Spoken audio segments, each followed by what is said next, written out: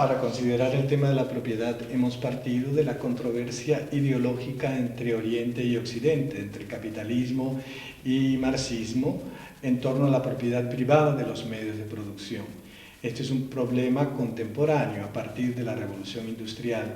Pero ¿cuál es la posición de la Iglesia en términos globales? Porque la propiedad es un hecho humano que existe desde el comienzo de la creación y las disputas por la propiedad se han sucedido a través de los siglos. Recordando un poco la idea de la Sagrada Escritura, allí hay una convicción fundamental. Dios ha creado todos los bienes de la tierra para todos los hombres, por lo tanto no podemos apropiarnos de ellos indebidamente.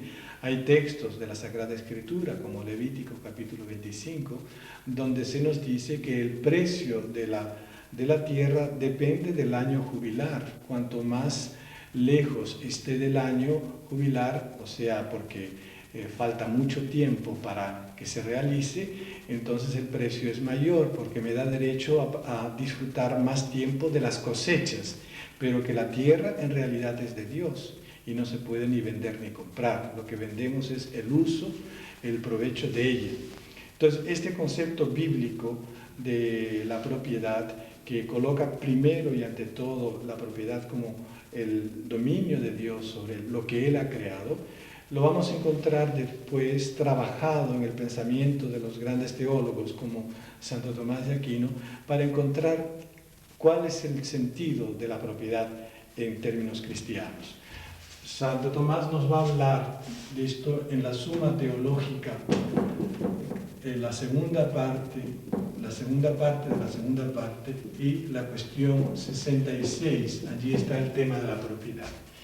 Y él nos plantea una primera pregunta: si el hombre puede ser dueño de las cosas, y va a decir, si dueño se entiende en el sentido absoluto, no, porque solo Dios es dueño de la creación. El hombre no es el creador del mundo. Si por dueño se entiende dueño en el sentido relativo, podemos decir que sí, porque el hombre es imagen de Dios y recibe de Dios el mandato de dominar la creación. En una segunda pregunta se va a preguntar Santo Tomás si este ser dueño se puede expresar como ser propietario y privado. Ese es el tema que nos interesa. Y él va a decir nuevamente que no si la propiedad se entiende como derecho de usar los bienes, y sí si se entiende como derecho de decidir sobre los bienes. ¿Qué quiere decir Santo Tomás con esto? El derecho de decisión que un dueño tiene sobre sus bienes es total, abarca todo el espacio de lo poseído, derecho de decidir. Pero el derecho de usar no es coexistente con el derecho de decidir. El derecho de usar es más restringido. En otros términos, la decisión del dueño tiene que fijar un límite dentro de lo que es suyo a lo necesario, que puede ser usado precisamente para satisfacer las propias necesidades, y lo superfluo, que debe ser orientado en servicio del bien común, en servicio de los demás. En el concepto cristiano, pues, de la propiedad, no hay derecho al uso total de lo que uno tiene, sino a un uso restringido, es decir, usar lo que es necesario, compartir lo que es superfluo. Aquí reside la doctrina de la Iglesia sobre la propiedad y las dos funciones de la propiedad. La propiedad tiene una función personal para el bien de la persona que posee y una función social para ayudar a los necesitados. Este pensamiento se tradujo en la Iglesia por el concepto de limosna, que en los padres de la Iglesia y en la teología medieval es un concepto muy rico con dos dimensiones. Es la dimensión de la limosna de caridad y la limosna de justicia. Es decir, limosna de caridad es sacrificar algo de lo necesario cuando otro lo necesita más que yo. Yo tengo derecho a usar un bien porque es necesario para mí, pero esta necesidad mía queda pospuesta ante la necesidad de otra persona todavía más apremiante que mi propia necesidad. En cambio, la limosna de justicia es compartir con la persona necesitada aquello que es superfluo para mí. Infortunadamente, en nuestra tradición moral católica, hemos suprimido alegre y tranquilamente la limosna de justicia. Es decir, la palabra limosna hoy significa exclusivamente caridad. ¿Sí? Hacer una limosna es hacer un acto de caridad.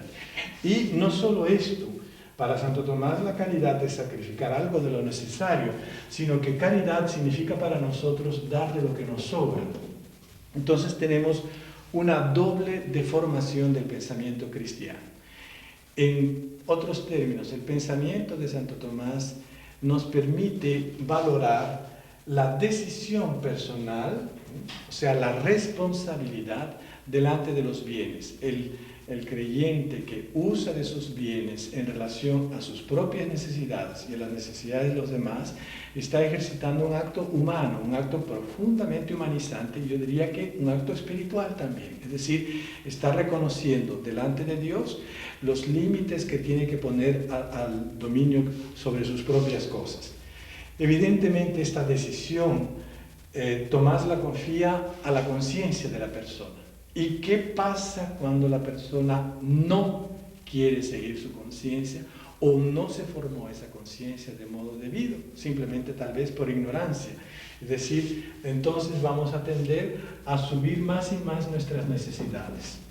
Es muy difícil en nuestro mundo contemporáneo, asediado por el espíritu de consumo, distinguir qué cosa es lo verdaderamente necesario y lo verdaderamente superfluo, porque la sociedad de consumo va multiplicando nuestras necesidades hasta crear necesidades superfluas, si se permite esta expresión contradictoria.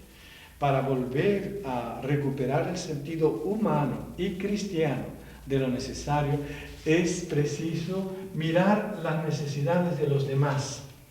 Es anticristiano que yo esté gozando de necesidades superfluas cuando hay otros hermanos que no tienen las necesidades necesarias.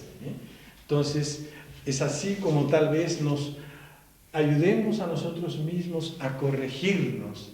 Es decir, frente a la sociedad de consumo necesitamos del anticonsumismo, es decir, el esfuerzo por reducir conscientemente, voluntariamente, esa tentación hacia una vida siempre mejor en el sentido consumista. Atención, por favor, dije anticonsumismo y no anticomunismo, que es otra cosa. Y muchas veces el comunismo ha nacido porque no existió antes el anticonsumismo, es decir, el consumo exagerado de unos y la miseria de otros ha provocado ese abismo y ese contraste social. Por tanto, el pensamiento de la Iglesia armoniza dos aspectos.